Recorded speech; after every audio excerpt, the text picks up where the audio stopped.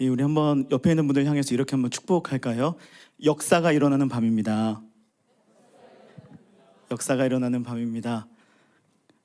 반드시 주님의 역사가 일어나게 될 줄을 믿습니다. 반드시 일어나야만 하죠. 아까 우리가 살펴보았던 것처럼 지금 이 순간에도 은혜가 필요한 현장들이 있지 않습니까? 우리의 삶의 처소와 곳곳도 마찬가지지만 특별히 마음을 모아서 이 밤을 보내고 있는 우리 방글라데시 선교팀과 제주 선교팀과 또 코딩 우리 아이들, 그리고 동일한 마음을 품고 오늘 주님 앞에 나오신 여러분들 가운데 주님의 역사가 임하는 밤이 될 줄을 믿습니다. 여러분, 길가에 버려진 깨진 돌 조각 하나를 한번 떠올려 보십시오. 그 돌 하나는 무력하고 아무 쓸모가 없어 보입니다. 더군다나 깨져 있다면 어디에 그것이 쓸데가 있겠습니까? 발에 차이기만 할 뿐인 의미 없는 파편에 불과할 것입니다. 하지만 그 깨진 돌들이 함께 모여서 이어지면 어떤 일이 일어나는지 아십니까? 바로 오늘 본문 말씀처럼 성벽이 되는 것입니다. 고대 세계에서 이 성벽은 생존 그 자체였습니다. 외부의 침략으로부터 생명을 지키는 안전장치였죠.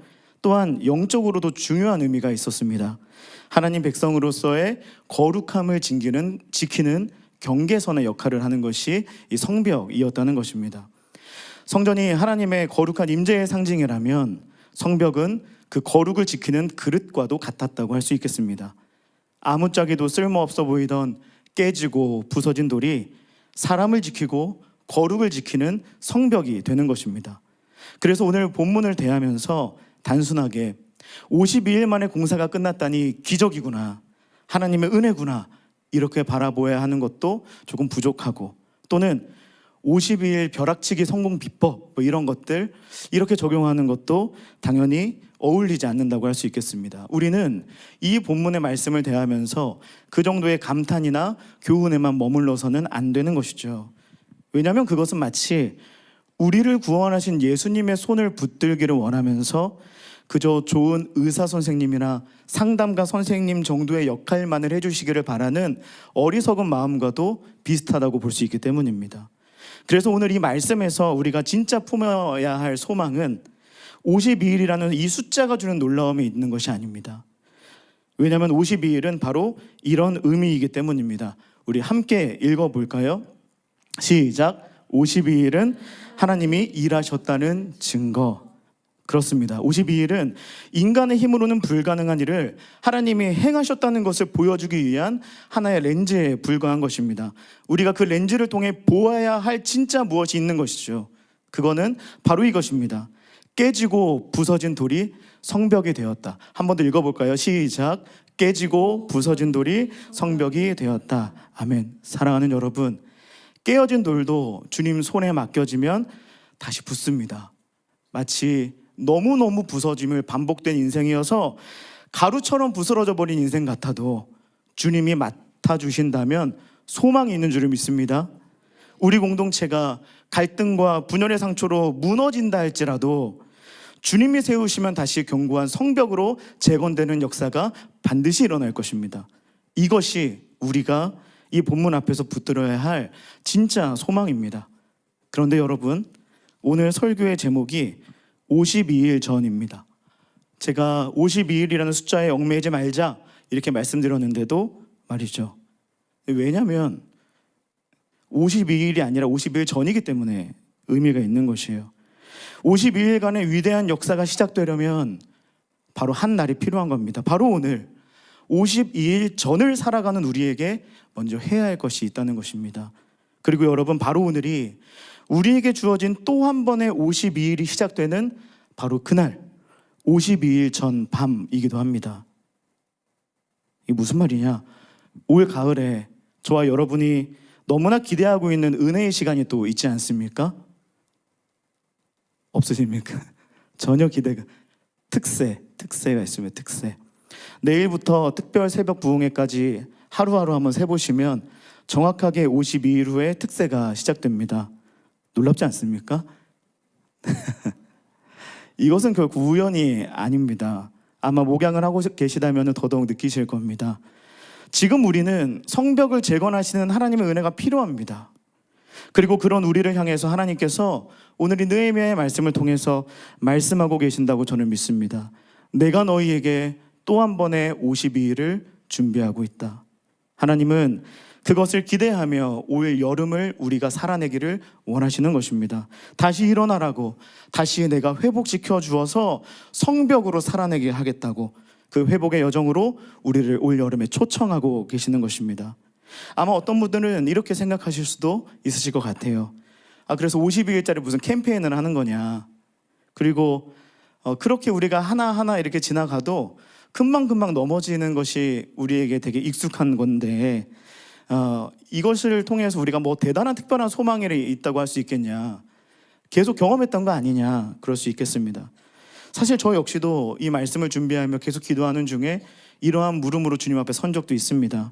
하지만 여러분, 바로 이 두려움과 염려, 안 될 거야, 똑같을 거야 라는 이 무력감이 우리에게 있다는 것이 바로 오늘 우리에게 은혜가 필요하다는 증거 아니겠습니까? 그렇다면 그 하나님의 부름 앞에서 우리가 가져야 할 핵심 질문은 이것이겠죠. 이 52일 동안 우리는 어떻게 하나님의 역사를 경험할 수 있는가? 우리 이 질문을 가지고 첫 번째 본론으로 들어가 보겠습니다. 함께 읽어볼까요? 시작. 52일 전 깨어진 조각을 정결케 하라. 위대한 부흥은 언제나 한 사람의 눈물 젖은 기도에서 시작됩니다. 일본에는 깨진 도자기를 금으로 이어붙여서 더 아름다운 작품으로 만드는 킨츠게라는 예술이 있습니다. 이 사진을 보시면 너무 아름답죠? 그런데 이 킨츠게 작업의 가장 첫 단계가 무엇인지 아십니까? 깨진 조각의 단면을 깨끗하게 닦아내는 것으로 시작이 됩니다. 먼지와 이물질이 묻어 있으면 잘 붙을 수가 없기 때문이죠. 영적으로 이것이 바로 회개입니다. 느헤미야가 그리고 바로 그 일을 행합니다. 느헤미야 1장을 보면 그는 예수님의 예루살렘의 무너짐을 듣고 나서 수일 동안을 울며 금식하며 기도합니다. 그의 기도를 한번 들어보십시오. 느헤미야 1장 6절입니다. 이제 이 종이 밤낮 주님 앞에서 주님의 종 이스라엘 자손을 위하여 드리는 이 기도에 귀를 기울이시고 살펴주십시오. 우리 이스라엘 자손이 주님을 거역하는 죄를 지은 것을 자복합니다. 저와 저의 집안까지도 죄를 지었습니다. 어떤 미사여구나 회피도 없는 진정한 회개기도 아닙니까? 어떤 배경 설명을 하지도 않아요. 마치 제가 죄를 짓긴 했지만 제가 연약하고 부족해서 이러이러한 상황 가운데 지었습니다. 우린 자주 하는 이런 말조차도 없습니다. 그저 나의 죄를 밝히고 아뢰는 진정으로 죄를 고백하는 회개의 기도를 드리고 있죠. 그런데 여러분, 느헤미야가 진짜 이런 죄인입니까? 진짜 이스라엘이 느헤미야의 죄 때문에 무너진 건가요? 사실 인간적으로 우리가 들춰내고자 한다면 잘못하고 죄 지은 사람 따로 있죠. 느헤미야 잘못이 얼마나 있겠습니까? 느헤미야가 어떤 사람인데요? 5장 15절 말씀인데요, 우리 한번 한 목소리로 읽어보겠습니다. 시작. 나보다 먼저 있었던 총독들은 백성에게서 양식과 포도주와 또 은 40세겔을 그들에게서 빼앗았고 또한 그들의 종자들도 백성을 압제하였으나 나는 하나님을 경외함으로 이같이 행하지 아니하고. 아멘. 느헤미야는 하나님을 경외하는 사람이었습니다. 그래서 총독의 녹을 받지도 않았던 의로운 사람이었습니다. 그가 죄를 지어봤자 얼마나 지었겠습니까? 얼마나 지었겠습니까? 그런데 왜 그는 이 모든 것이 바로 자기의 죄 때문이라고 기도하고 있을까요? 여러분 혹시 이런 경험 없으십니까? 교회에서 열심히 제가 섬기고 있는데 주변에서 누군가 상처받고 떠나는 경험을 한번 해보신 적 있으세요? 그때 우리는 보통 이렇게 생각합니다. 나는 최선을 다했는데 저 사람이 좀 연약한 부분이 있어서 그러지 않을까? 내가 뭘 더 할 수 있었겠나? 이런 생각을 하기도 합니다. 그런데 성경의 위대한 중보자들은 다릅니다. 다니엘을 보십시오. 그는 뜻을 정하여 왕의 음식으로 자기를 더럽히지 않았던 의로운 사람이었는데요, 그런 그도 다니엘 9장에서 이렇게 기도합니다. 우리가 범죄하였고 악을 행하였으며, 우리가, 그들이 범죄하였기 때문에 주님께 아뢰면서 그들을 고쳐달라고 말하는 것이 아니라 내가 범죄했다고 이야기하는 것입니다. 에스라도 마찬가지입니다. 백성들이 이방 여인과 결혼하는 죄를 보고서 그는 자신의 옷을 찢으면서 이렇게 부르짖습니다. 나의 하나님이여, 내가 부끄럽고 낯이 뜨거워 감히 나의 하나님을 향하여 얼굴을 들지 못하오니, 이렇게 말합니다. 그가 무엇을 잘못했길래 하나님 앞에 얼굴을 못 든단 말입니까? 잘못은 다른 사람이 했는데요. 하나님이 의롭게 여기시는 이 사람들이 왜 한결같이 이렇게 기도하는지 아십니까? 그가 그 공동체를 사랑했기 때문이죠. 그들을 향한 사랑이 깊어질수록 그들의 아픔이 남의 아픔이 아니라 나의 아픔이 되기 때문입니다. 마치 어머니가 아픈 자녀를 보면서 내가 대신 아팠으면 하는 그 마음처럼, 진정한 사랑은 그들의 죄와 나의 죄를 구분하지 않게 만듭니다. 오늘날 우리가 한국교회의 위기를 보면서, 그리고 그 시대를 살아가는 청년들을 보면서, 또는 상처받은 영혼들을 보면서 여전히 그들의 문제이거나 누군가의 책임으로만 생각하고 있다면 아직 우리 안에 느헤미야의 마음이 없는 것입니다. 느헤미야는 이스라엘을 사랑했기 때문에 그들의 아픔을 멀리서도 가까이, 심장 가까이에서 느낄 수 있었고, 이스라엘을 향한 기도는 그들을 정죄하거나 누군가에게 책임을 물어서 주님께 고발하는 기도가 아니라 곧 자신의 죄를 회개하는 기도가 될 수밖에 없었던 것입니다. 사랑하는 여러분, 우리의 52일은 바로 이 회개로부터 시작되어야 하는 것입니다. 진정한 사랑은 회개로 이끕니다. 왜 이 세상이 이렇게 힘들고 어둡습니까? 빛이 되어야 할 내가 빛을 잃어버렸기 때문입니다. 어두운 사람이 많아서가 아니라는 것입니다. 왜 교회에 상처받은 사람이 많습니까? 상처를 싸매어 주어야 할 내가 상처 준 사람을 고발하고 있기 때문입니다. 하지만 이것은 우리에게 부담을 주거나 우리를 책망하는 주님의 마음이 아닙니다. 오히려 소망의 이야기로 받으시기 바랍니다. 왜냐하면 우리 중에 단 한 사람이라도 다시 빛을 켜기만 시작한다면 이 세상은 다시 밝아질 수 있기 때문입니다. 그러니까 사랑하는 여러분, 우리에게 반드시 이것이 필요합니다. 내 안의 먼지를 먼저 닦아내는 작업입니다. 깨어진 마음을 정결하게 하는 것입니다.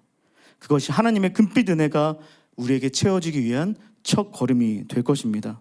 그리고 이게 된다면 우리는 다음 단계로 넘어갈 수 있는데요, 우리 함께 읽어보겠습니다. 시작. 52일의 여정, 금빛 은혜로 이어붙이라. 깨끗해진 조각들은 이제 하나님의 은혜라는 금빛 접착제로 서로 이어집니다. 깨끗하게 했으니까 이제 내가 열심히 하면 된다는 것이 아닙니다. 하나님이 일하실 타이밍이 찾아온다는 거죠. 느헤미야 3장을 보면 백성들은 각자 자기 집 앞에 있는 성벽부터 고치기 시작합니다. 처음에는 막막했을 거예요. 저 무너진 성벽이 꼭 내 인생 같구나. 처음엔 그렇게 체념 가운데 하나하나 돌을 쌓았을지도 모릅니다. 그런데 시간이 지나면서 그들은 느꼈을 겁니다. 깨진 돌 하나를 집어들고 또 하나를 그 위에 얹으면서 그들은 깨달을 수 있었을 거예요. 이 쓸모없어 보이는 돌이 바로 나구나. 나 혼자는 가만히 길가에 바람에 날리고 누군가의 발에 치여서 돌아다니기만 할 존재임에도 불구하고, 아무런 소망이 없는 존재임에도 불구하지만 하나님의 나를 다시 들어서 사용하고 계시는구나. 그리고 더 놀라운 것은 4장 6절 말씀입니다. 함께 읽어볼까요? 시작. 이에 우리가 성을 건축하여 전부가 연결되고 높이가 절반에 이르렀으니 이른 백성이 마음들여 이 일을 하였습니다. 아멘. 각자 자기 집 앞을 샀다가 어느 순간 작업이 진전되면서 이웃과 만나게 되었을 겁니다. 그러면서 그들은 깨달을 수 있었겠죠. 나만 깨어진 게 아니구나. 우리 모두가 깨어진 돌들이었구나. 그리고 하나님이 그런 우리 모두를 다시 품고 되살리고 계시는구나. 그리고 그 깨어진 돌들이 함께 모여서 견고한 성벽이 되어져 가는 것들을 그들은 함께 보았을 것입니다. 물론 이 과정이 쉽지만은 않았을 겁니다. 매 순간 은혜가 있었진 않았을 거예요. 느헤미야도 대적들의 방해를 받습니다.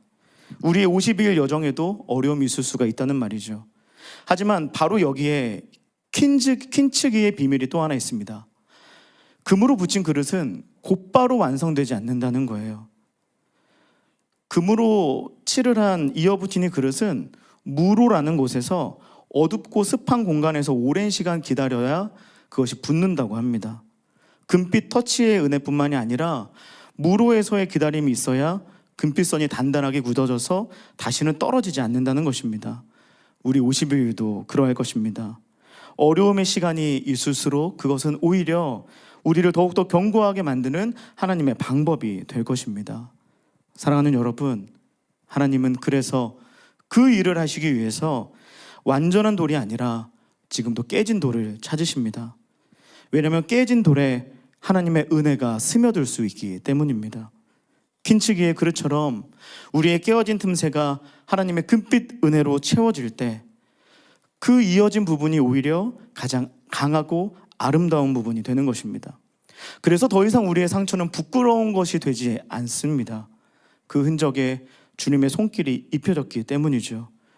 우리의 연약함이 하나님의 은혜로 연합될 때 우리는 세상이 흉내낼 수 없는 하나님의 작품이 될 것입니다. 이어서 세 번째 이야기로 넘어가 볼까요? 이 52일 여정의 꿈은 여기에 머물지 않습니다. 함께 읽어보겠습니다. 시작. 52일 너머의 꿈, 하나님의 영광을 담는 그릇. 사랑하는 여러분, 오늘 본문은 성벽이 엘루럴 25일에 완성되었다고 말합니다.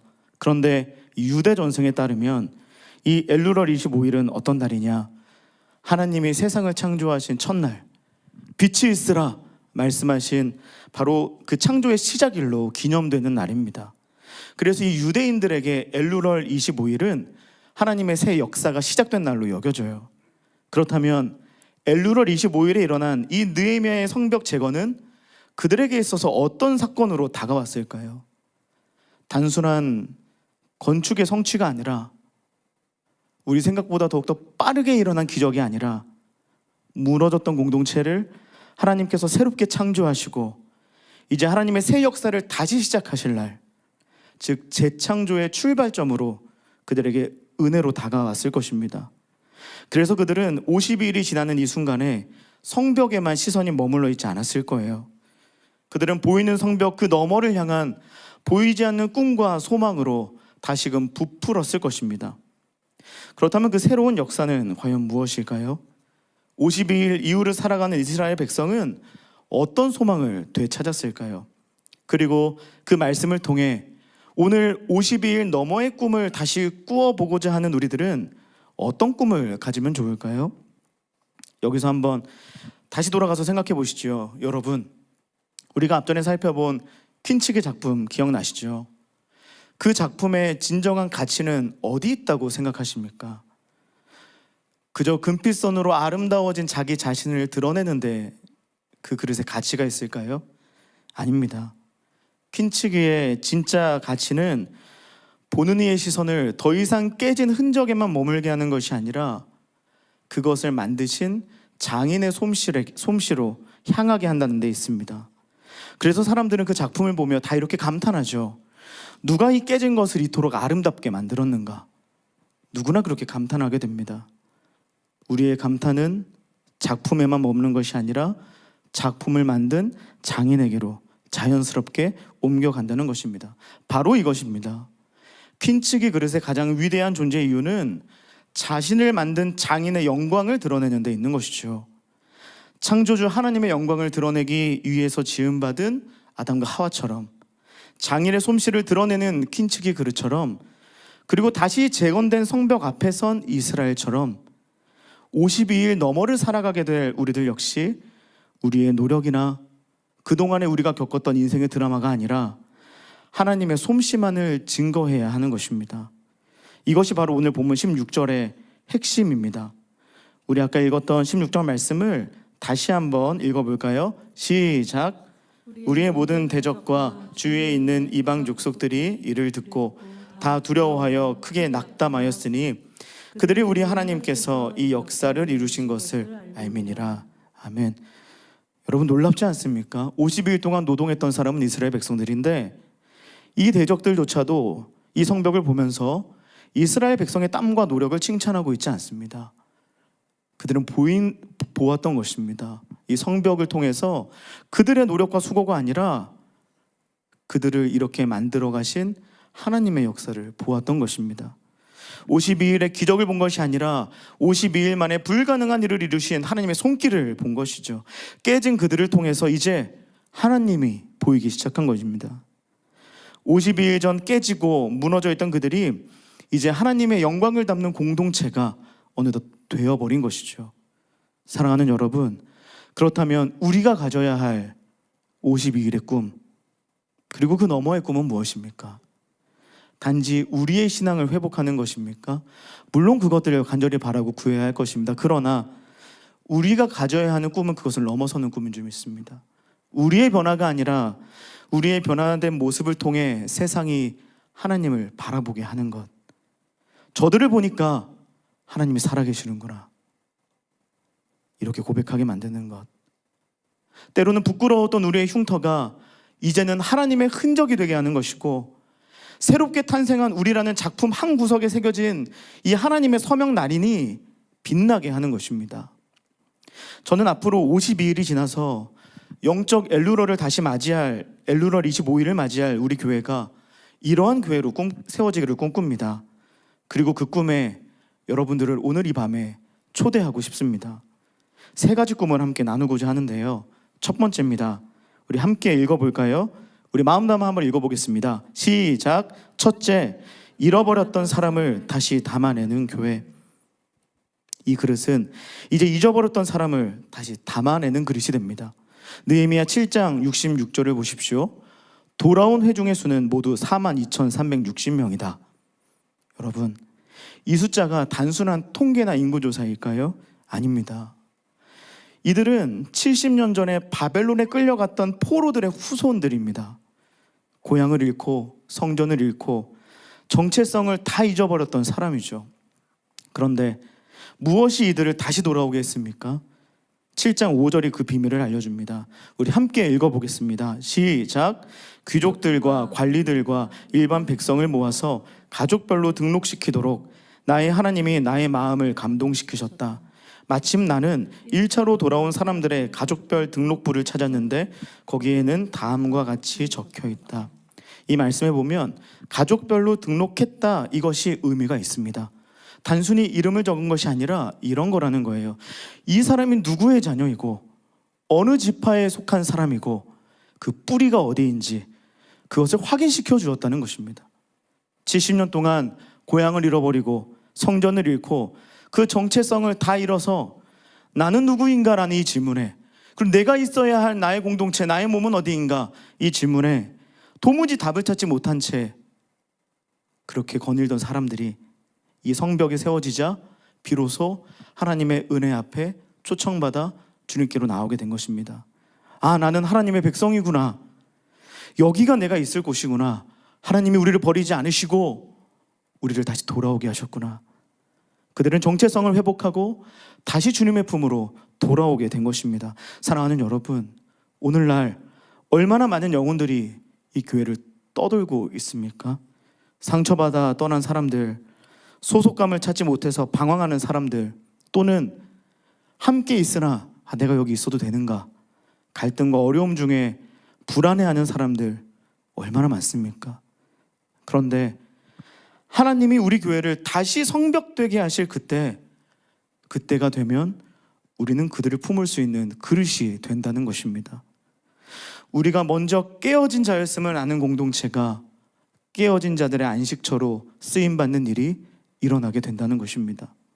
언젠가 교회를 떠나던 지체들이 다시 돌아올 때, 그리고 심적으로 오랜 기간 방황하던 그 지체들이 평안을 회복할 때, 저는 제 인생에 하나님께서 반드시 이 꿈을 이루어 주시기를 간절히 소망합니다. 그리고 우리 교회를 통해 하나님이 그 일을 이루시기를 오늘도 소망합니다. 우리 사김의 교회가 이런 교회가 되기를 간절히 소망합니다. 두 번째 꿈은 이것입니다. 함께 읽어주세요. 시작. 둘째, 살아있는 말씀의 능력을 담아내는 교회. 이 그릇은 이제 말씀을 담아냅니다. 느헤미야 8장 1절과 3절을 보십시오. 제가 읽겠습니다. 모든 백성이 한꺼번에 수문 앞 광장에 모였다. 그들은 학자 에스라에게 주님께서 이스라엘에게 명하신 모세의 율법책을 가지고 오라고 청하였다. 그리고 3절입니다. 그는 수문 앞 광장에서 남자든 여자든 알아들을 만한 모든 사람에게 새벽부터 정오까지 큰 소리로 율법책을 읽어주었다. 백성은 모두 율법책 읽는 소리에 귀를 기울였다. 백성들이 스스로 말씀을 정했고 새벽부터 정오까지, 여기서 새벽이 아침 6시를 뜻하니까 6시간 동안 이렇게 서서 말씀을 들은 겁니다. 이 변화가 너무 놀랍죠. 살펴보진 않았지만 불과 52일 전까지만 하더라도 이 백성들은 고리대금업을 동족에게 막 하면서 착취하고 폭력을 일삼는 것을 아무렇지 않게 여겼던 사람이었거든요. 그들이 이제 6시간을 말씀 앞에 나와 서는 겁니다. 얼마나 대단한 변화가 일어난 것입니까? 그런데 더 놀라운 변화가 8절과 9절에 있습니다. 이 말씀은 함께 읽어보겠습니다. 시작.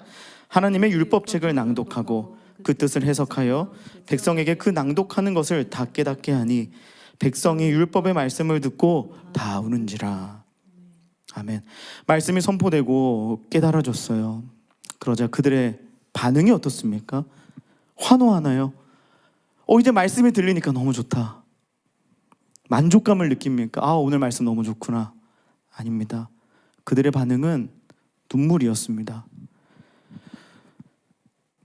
52일 전 느헤미야, 그 작은 마음에만 홀로 담겼던 그 마음이 이제 온 이스라엘 백성에게 담기는 일이 일어난 것입니다. 하나님의 거룩한 말씀 앞에 자신들의 죄와 허물이 얼마나 컸는지 비로소 그들이 보였기 때문입니다. 이것이 바로 살아있는 말씀의 능력을 담는 공동체의 모습입니다. 히브리서 4장 12절은 이렇게 말씀합니다. 우리 이 말씀도 함께 읽겠습니다. 시작. 하나님의 말씀은 살아있고 힘이 있어서 어떤 양날 칼보다도 더 날카롭습니다. 그래서 사람 속을 꿰뚫어 혼과 영을 갈라내고 관절과 골수를 갈라놓기까지 하며 마음에 품은 생각과 의도를 밝혀냅니다. 52일 너머의 이스라엘은 이 말씀 앞에서 더 이상 책임을 회피하지 않습니다. 그리고 단순한 지식이나 교양의 도구로서 말씀을 취하지도 않습니다. 말씀이 그들의 심장을 찌르고 영혼을 수술하고 자신을 하나님 앞에서 벌거벗은 존재로 세우시도록 말씀을 받아들이고 있는 것입니다. 그리고 그 아픈 회개의 눈물 끝에 하나님은 비교할 수 없는 참된 기쁨과 위로를 부어주십니다. 8장 10절 말씀입니다. 근심하지 말라. 여호와로 인하여 기뻐하는 것이 너희의 힘이니라 하고, 살아있는 말씀의 능력을 담는 교회만이 오직 여호와로 인하여 기뻐할 수 있는 것입니다. 저는 어떤 좋은 프로그램이나 화려한 이벤트가 중심이 되는 교회를 그다지 꿈꾸지는 않습니다. 필요는 하지만 그것이 우리의 꿈이 되어서는 안 된다고 생각합니다. 그러나 바로 이것만큼은 우리가 꿈꿔야 한다고, 포기하지 않아야 한다고 생각합니다. 살아있는 말씀의 능력을 담아내는 교회, 말씀이 그저 들리고 감동으로 나를 스쳐 지나가는 그런 교회가 아니라 그 말씀이 나의 심장을 찌르고 영혼을 수술하고 나를 그 말씀 앞에 벌거벗은 자로 세우시도록 그 말씀을 담아내는 교회, 우리 사김의 교회가 그러한 교회로 세워지기를 간절히 소망합니다. 하나님의 살아있는 말씀이 선포될 때 그 말씀이 우리 삶 가운데 행하셔야 하는 일을 행하실 수 있도록 말씀 앞에 우리들을 내어놓는 그러한 교회, 그러한 저와 여러분 되기를 간절히 소망합니다. 그리고 마지막 꿈이 있는데요, 함께 읽어주세요. 시작. 마지막으로 하나님의 영광이 온 세상을 비추는 교회. 말씀으로 채워진 그릇은 마침내 이 최종 목적지에 이릅니다. 그 안에는 이제 측량할 수 없는 하나님의 영광이 담겨 흘러 넘치게 됩니다. 말씀 앞에서 눈물로 회개했던 백성들은 이제 행동으로 응답합니다. 느헤미야 10장 29절의 결단을 보시죠. 아주 비장하기까지 한데요, 제가 읽겠습니다. 좀 비장한 말투로 읽어보겠습니다.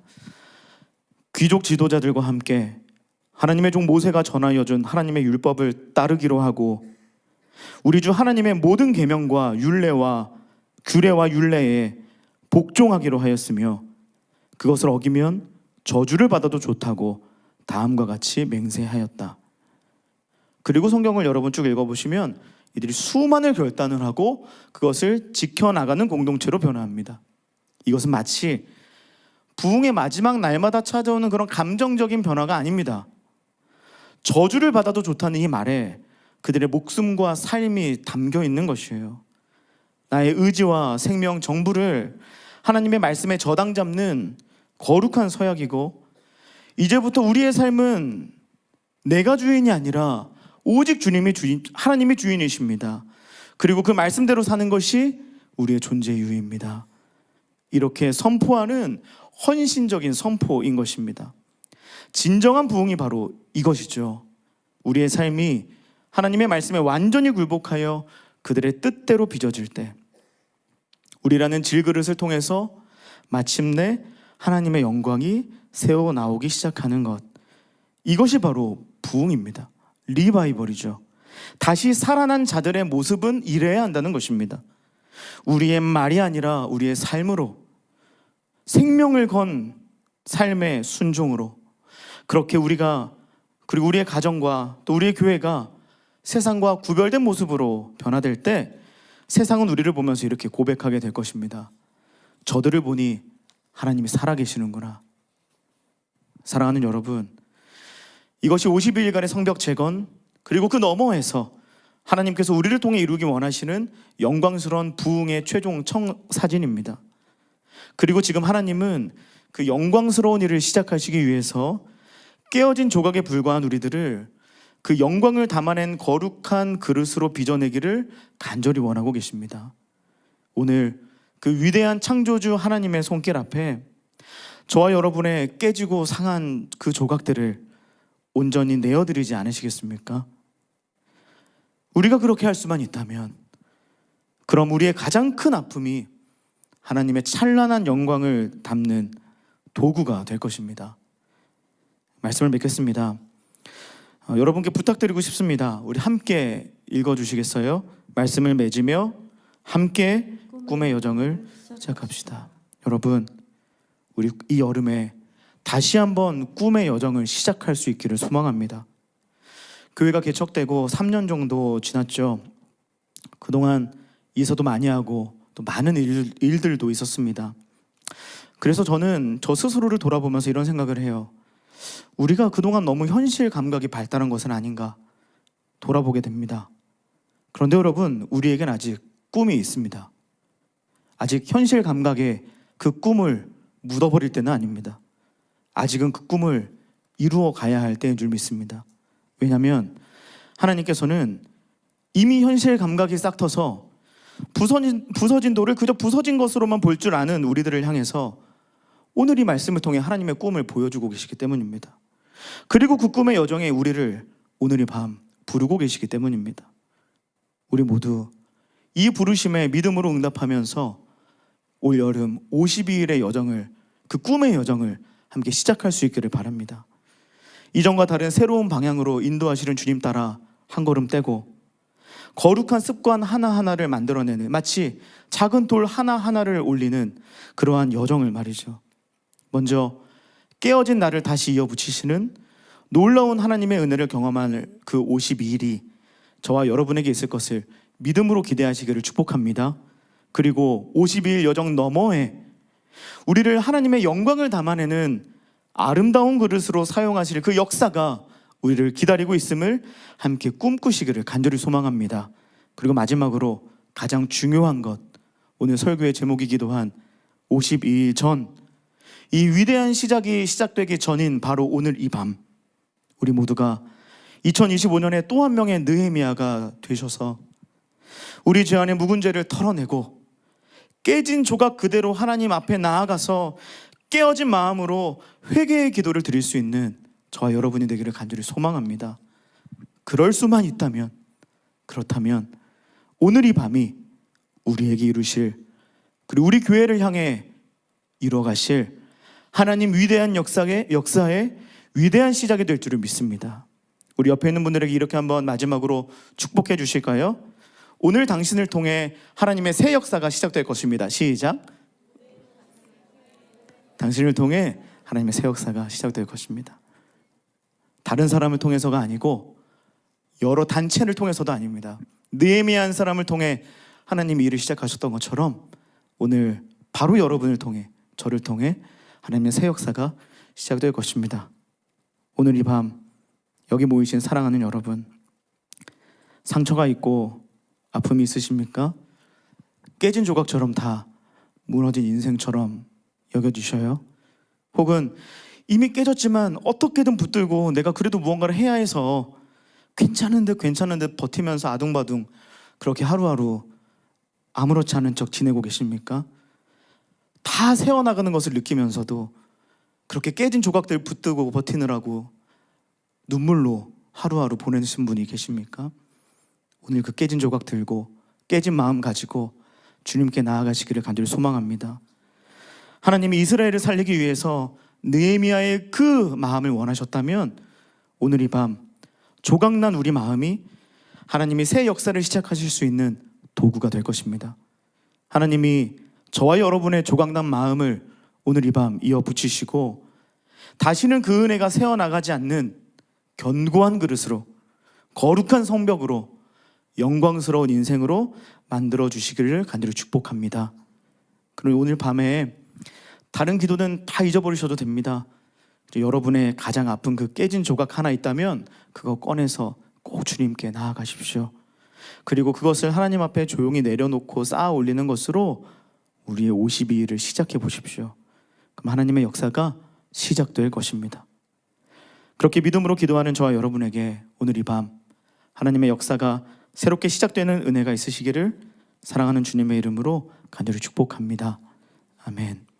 이 시간 함께 그 느헤미야의 마음을 떠올리고 지금도 그 마음을 원하시는 하나님의 마음을 생각하면서 우리 찬양하고 기도하며 나아가기 원합니다. 하나님이 원하시는 예배는 이 찬양인데요, 하나님이 원하고 찾으시는 예배 무엇이라고 고백하고 있냐면요, 상하고 통회하는 나의 마음이라고 이야기합니다. 하나님께서 그것을 받으셔서 우리의 삶을 예배되게 하실 것입니다. 이 시간 그렇게 깨어진 나를 산 제사로 드리며 우리 이 고백으로 주님 앞에 나아가겠습니다. 하나님이 원하시는 예배는, 하나님이 원하시는 예배는 나의 몸을 산 제사로 드리는 것, 내 몸을 쳐 순종함으로 거룩하고 받으실 만한 산 제사로 하나님이 찾으시는 예배는 이것입니다. 하나님이 찾으시는 예배는 상하고 통회하는 나의 마음, 상하고 통회하는 나의 마음, 가난한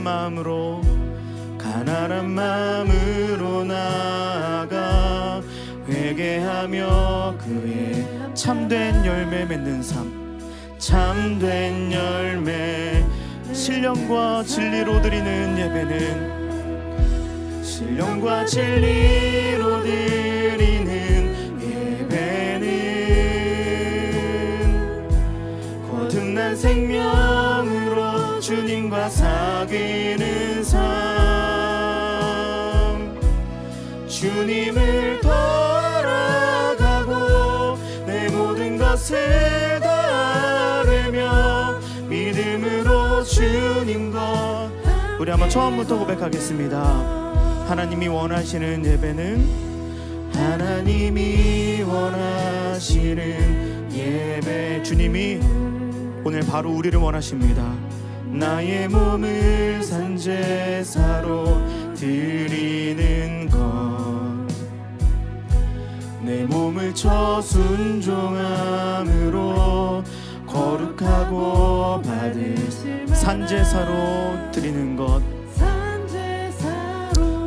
우리 마음을 드리며 나아갑시다. 하나님이 찾으시는 예배는, 하나님이 찾으시는 예배는 상하고 통회하는 나의 마음, 그 깨어진 마음, 상한 마음, 상처 입은 마음, 그 마음 드리며 나아갑시다. 가난한 마음으로 나아가 회개하며 그에 합당한 참된 열매 신령과 진리로 드리는 예배는 거듭난 생명으로 주님과 사귀는 삶, 주님을 따라가고 모든 것을 다루며 믿음으로 주님과 우리 간절한 마음으로 신령과 진리로 예배하며 나아갑시다. 신령과 진리로 드리는 예배는 거듭난 생명으로 주님과 사귀는 삶, 주님을 따라가고 내 모든 것을 다루며 믿음으로 우리 한 번 더 우리 가난하고 간절한 마음으로 신령과 진리로 드리는 예배는 거듭난 생명으로 우리를 다시 살리셔서 그 코이노니아에 참여하게 하실 주님을 바라보며 돌아가고 내 모든 것을 다루며 믿음으로 주님과 함께 걷는 것. 이 시간 함께 기도할 때 우리 그 깨어진 조각을 꺼내어 주님께 나아갔으면 좋겠습니다. 시편 51편 17절은 이렇게 말씀합니다. 하나님께서 구하시는 제사는 상한 심령이라. 하나님이여 상하고 통회하는 마음을 주께서 멸시하지 아니하시리이다. 아멘. 주님이 상하고 통회하는 우리의 마음을 오늘 이 시간 받기를 원하십니다. 우리의 깨진 마음 있으십니까? 그대로 주님께 나아가시죠. 조각난 심령 때문에 그 고통 중에 부르짖고 계십니까? 그대로 주님을 맞아들이십시오.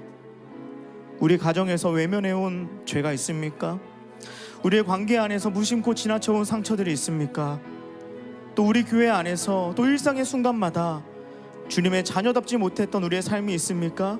그것이 우리의 삶을 지금도 조각내고 있으면서도 그것을 그대로 방치하였던 삶의 모습이 있으십니까? 이 시간 주님 앞에 진실하게 내어놓기를 소망합니다.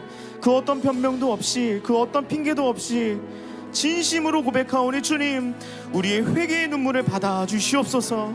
느헤미야가 무너진 성벽 앞에서 눈물로 기도했던 것처럼 오늘 이 시간 상한 심령을 멸시치 않으시는 주님, 당신의 긍휼과 자비를 부어주시옵소서.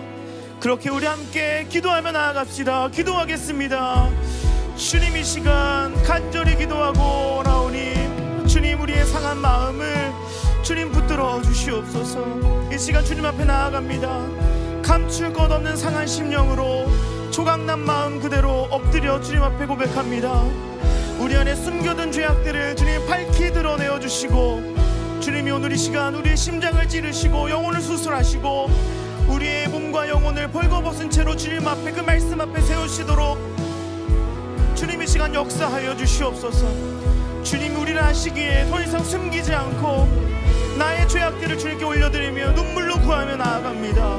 주님, 용서하여 주시고 다시 한번 정결케 하여 주시옵소서. 가정 안에서 방치해온 죄들, 부부 사이에 쌓인 말없는 벽들, 무너뜨려야 하는 성벽들을 무너뜨리지 아니한 채 여전히 그것이 우리의 삶을 무너뜨리고 있으면서도 방치하였던 모습들, 아버지 용서하여 주시고 주님 붙들어 주시옵소서.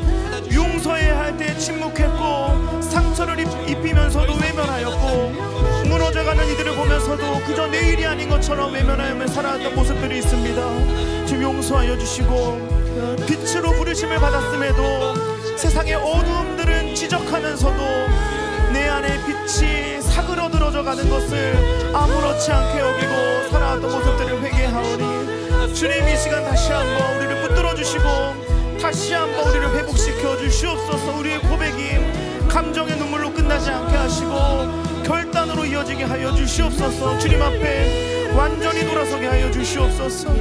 조각난 심령 위에 주의 손길로 다시 이어붙여 주시옵소서. 우리의 부끄러움이 주님의 영광을 담는 자리로 다시 변화되게 하시고, 우리의 깨어짐이 은혜가 흘러가는 틈이 되게 하여 주시옵소서. 더 이상 아무런 변명도 없이 핑계도 없이 그 주님 앞에 진정한 마음으로 서게 하여 주시고, 이 고백을 통하여서 주님 일하여 주시기를 간절히 소망하오니 주님이 역사하여 주시옵소서. 아버지, 우리를 불쌍히 여겨 주시옵소서. 아버지, 우리를 불쌍히 여겨 주시옵소서. 정죄와 책망으로만 가득하였던 우리들을 용서하여 주시옵소서. 안타까운 마음으로 기도하면서도 내 탓은 아닌 것처럼 주님께 간절히 구하면서도 아무런 눈물도 없이, 아무런 마음의 고통도 없이 그렇게 주님께 아뢰었던 마음들을 용서하오니 다시 한번 내 마음에 느헤미야의 마음을 부어주시고, 느헤미야의 마음 가운데 부으셨던 주님의 마음을 부어주시고, 다시 한번 우리 마음에 아버지의 눈물을 허락하여 주시옵소서. 아버지여, 붙들어 주시옵소서. 이 시간 그 느헤미야의 회개의 기도를 통하여서 주님의 역사가 시작되었던 것을 기억합니다. 오늘 이 시간 내가 주님 앞에 엎드려 나아갈 때 주님이 무너진 성벽을 다시 세우실 것입니다. 내가 무너질 때 주님이 주님의 일들을 세워가실 것입니다. 주님 일하여 주시옵소서. 주님 일하여 주시옵소서. 주님 붙들어 주시옵소서. 주님 이 시간 아버지 붙들어 주시옵소서. 주님 우리를 용서하여 주시옵소서. 주님 붙들어 주시옵소서. 아버지 용서하여 주시옵소서. 아버지, 주님, 아버지 굳어있는 우리의 마음을 녹여주십시오. 아버지,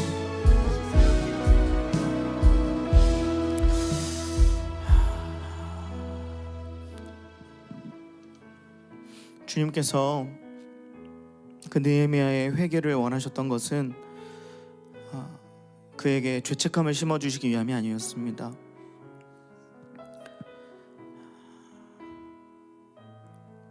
그를 책망하기 위해서도 아니었습니다. 앞으로 더 잘 살으라고 그렇게 권면하기 위한 것도 아니었습니다. 저는 그렇게 생각합니다. 하나님이 얼마나 외로우셨을까? 우리를 너무나 사랑하시는 그 하나님 아버지의 마음이 어땠을까? 그 오랜 시간 동안 주님의 마음이 그 무너진 성벽들, 그 돌 조각들과는 비교될 수 없게, 그 이스라엘의 마음조차도 비견될 수 없을 만큼 얼마나 산산조각 부서져 계셨을까? 그리고 주님이 그 마음 알아주는 한 사람을, 그 한 사람이 나타나기를 얼마나 기다리셨을까? 그래서 하나님이 그 느헤미야의 마음을 원하시고 그 느헤미야의 기도를 통해 일하셨다고 믿습니다. 오늘 이 시간 우리의 그 기도 앞에 주님이 이렇게 말씀하실 것 같아요. 고맙다고. 나의 마음을 알아줘서 너무 고맙다고. 내가 이루고자 할 앞으로의 일들도 내 마음을 알아주는 너와 함께 걸어가고 싶다고 이렇게 말씀하실 것 같습니다. 이 시간 함께 기도할 때는 그 하나님의 마음을 품고, 이제는 눈물의 여정이 아니라 꿈의 여정으로 우리의 삶을 인도하여 주실 것을 소망하며 기도했으면 좋겠습니다.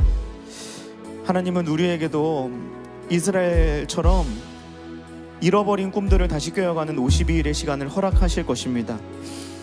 무너졌던 비전이 세워지고 흐려졌던 소명이 다시 선명하게 되고 잊고 지냈던 주님의 부르심이 다시 우리의 삶을 견인할 것입니다. 이 시간 기도할 때 주님, 나의 삶에 잃어버렸던 것이 다시 세워질 수 있도록 역사하여 주시옵소서. 그 그것을 이루실 주님과 함께 걸어가는 꿈의 여정을, 회복의 여정을, 비전의 여정을, 믿음의 여정을 다시 걸어가게 하여 주시옵소서.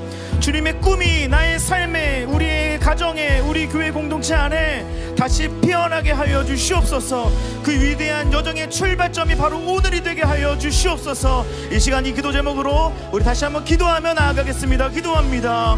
하나님 아버지, 붙들어 주시옵소서. 우리의 마음을 주님 붙들어 주시옵소서. 우리의 눈물로 그치지 않게 하시고 주님의 꿈을 바라볼 수 있도록 변화시켜 주시옵소서. 이 시간 하나님 아버지, 우리와 같은 마음을 품고 같은 마음으로 달려가기를 얼마나 갈망하고 계셨습니까? 우리가 그 마음 품기 원합니다. 52일의 꿈이 이스라엘 백성들에게 그저 회복되어지는 과정이 아니라 주님의 마음을 알아가는 시간이었던 것처럼 올 여름, 그리고 우리에게 주신 또 다른 52일의 그 여정들이 주님의 마음을 알아가는 시간이 되게 하여 주시고, 주님의 마음이 회복되는 시간이 되게 하시고, 다시 한번 잃어버렸던 주님의 손을 붙드는 시간이 되게 하시고, 다시 한번 잃어버린 비전이 생각나는 시간 되게 하시고, 다시 한번 우리 삶 가운데 흐려졌던 사명이 다시 선명해지는 시간 되게 하시고, 다시 한번 우리 삶 가운데 길을 잃었던 것이 다시 한번 길을 찾게 되는 시간 될 수 있도록 주님 역사하여 주시옵소서. 주님을 더욱더 알아가는 시간, 주님께 더욱더 우리의 마음을 드리는 시간, 우리의 열정과 우리의 마음이 주님의 열정과 합하여지는 시간, 그렇게 우리의 모든 삶의 여정과 걸음걸음들이 주님의 꿈과 계획과 소망에 합쳐지는 시간 될 수 있도록, 우리의 모든 여정이 그 꿈의 여정이 될 수 있도록 주님 인도하여 주시옵소서. 오늘 이 밤 다시 한번 그 발걸음을 시작하고자 다짐하는 우리들에게 주님 축복하여 주셔서 믿음의 걸음을 시작하게 하여 주시고, 우리와 가까이 계셔서 우리를 이끌어 주시는, 우리와 동행하시는 주님을 바라볼 수 있도록 붙들어 주시옵소서. 주님의 꿈이 우리의 마음을 차지하고 있는 그 어떤 것보다 설레는 것이 되게 하시고, 그 어떤 것보다 더욱더 가치 있는 것이 되게 하시고, 그 어떤 것보다 더욱더 귀하다고 고백되어지는 것이 될 수 있도록 이 시간 우리 마음 가운데 역사하여 주시옵소서. 작고 연약한 우리지만 그런 우리를 통하여서 주님의 일을 보여주실 뿐만 아니라 그것을 통하여서 우리로는 할 수 없는 주님의 영광스러운 일을 행하실 것을 기대하면서 꿈을 바라보고 꿈 너머의 꿈을 바라보며 이 시간 소망으로 나아간 우리들 될 수 있도록 주님 은혜 베풀어 주시옵소서. 신령과 진리로 드리는 예배는 거듭난 생명으로 주님과 사귀는 삶, 주님을 따라가고 내 모든 것을 다하며 믿음으로 우리 함께 소망하며 고백하며 나아갑시다. 신령과 진리로 진리로 드리는 예배는 주님과 함께 걸어가는 삶입니다. 사귀는 삶, 주님을 더 알아가는 삶, 우리의 모든 것이 주님의 마음과 합해지는 삶, 우리의 삶이 그러한 예배가 되기를 소망합니다. 우리 한 번 더 고백할까요? 신령과 진리로 드리는 예배, 신령과 진리로 드리는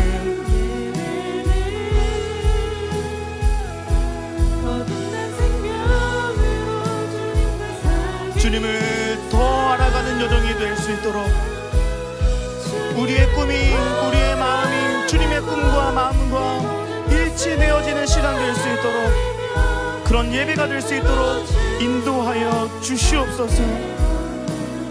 매일 마주한 슬픔을 견뎌나 주님의 마음을 닮아갑시다.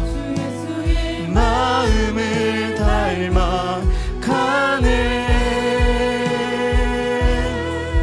두려운 걸음마다 주가 동행하니 주 의지하며 우리에게 주신 52일 그 오늘을 걸어가는 것입니다. 주의 신실한 소망을 깊이 담으며 주 예수의 풍요를